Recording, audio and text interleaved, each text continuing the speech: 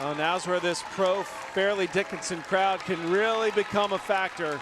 Fairleigh Dickinson must win this 6th game to keep this NCAA championship alive.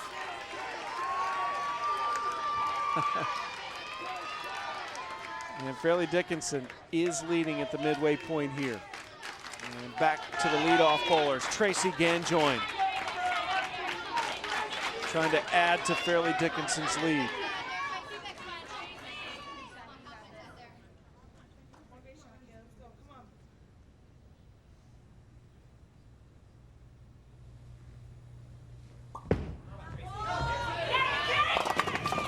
And she does. How about that? Definitely not one of her better shots, but gets a huge break right here. Boom. She knew it. That's one of those you gotta say, oh darn it, I have to take it. Calberry trying to answer. Does not.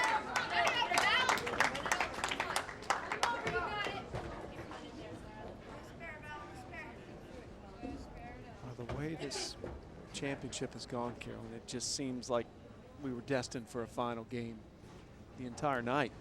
Still may not get there. Well, we talked about it earlier, right? I said there's no way this is going to be a 4-0. Yeah.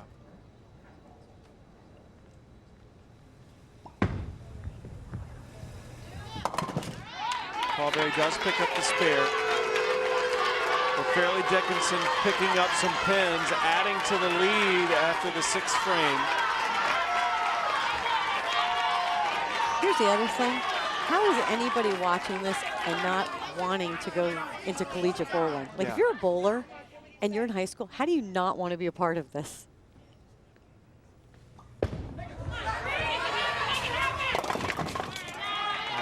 So what's the process of becoming a college bowler? I mean, when do you really need to start to get to this level? I would say definitely when you're at least a sophomore in high school, start looking at some colleges that you might be interested in. Obviously, you want to look at ones that have some good programs in which maybe you offer scholarship money and the major that you're looking for. There's so many around the country. I could just start naming them all. I mean, obviously, my heart belongs to West Texas State, which is Texas A&M now, but the Midwest and you just, every part of the country now has such good collegiate bowling, and it starts at the high school level because now high school bowling is everywhere. So really, when you're a sophomore or junior in high school, you really need to start looking and seeking out these universities because it's become so popular that scholarship money, yes, there's enough to go around, but you definitely want to get in to one that will fit your needs. Mickelson has rolled nothing but strikes tonight. Keeps that streak alive and keeps Nebraska in this game.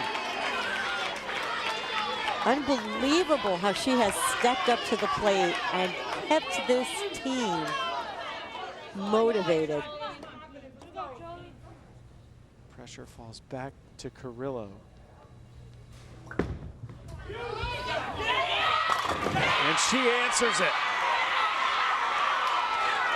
Jolie Carrillo stepping up and silencing the Huskers.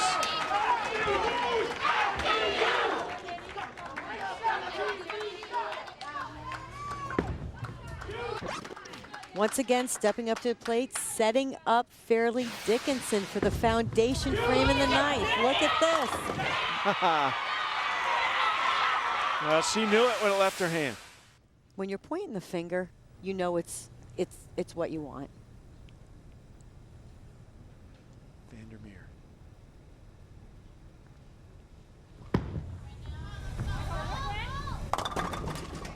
Won't be happy with that.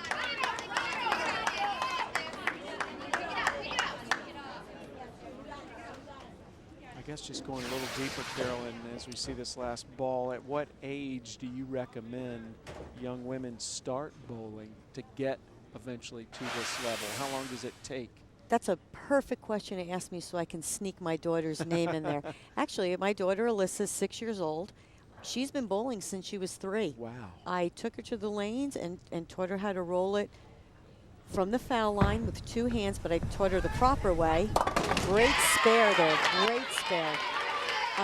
She did not use bumpers, so she learns to use the middle part of the lane, so it's really never too young to start. Yes, Dell and I are both bowlers, so of course that's why we took her to the bowling center, but there is so many scholarship opportunities at all levels of bowling, junior leagues, high school and collegiate. It's something that everyone should take advantage of. McEwan gets the strike, and Fairleigh Dickinson looking more and more like we will head to a deciding game for this national championship. We saw the graphic a moment ago. Fairleigh Dickinson on the opening day of play, before we went to the Baker format, did beat Nebraska. With that shot there, they're saying we will not be denied.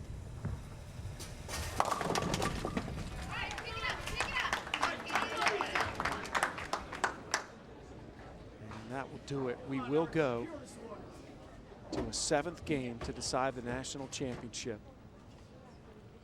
And still a frame and a half left to be rolled.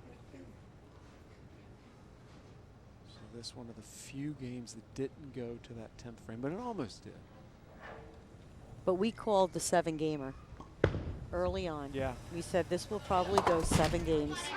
And it will. Now the silver lining for Nebraska, as the top seed, Nebraska will get lane choice for game 7. So while we see them go through the formalities here to end this game 6, what does that mean in the match? I would think right now the coaches are getting together to see which lane has played favorably to their team. Did they strike more on one lane? Did they hit the pocket more? Because the assistant coaches aren't just standing around looking good. They're working it. I mean, they're writing down how many strikes, how many spares, who hit the pocket, who didn't. So that's huge information right now for this 7th game. And Paul Klemka has been with Nebraska forever. Great guy, great assistant coach. And they work hard at keeping the stats for these teams. So we will go to a final game to determine the national championship. Everything on the line when we come back. Fairleigh Dickinson and Nebraska go to the 7th game to decide the title.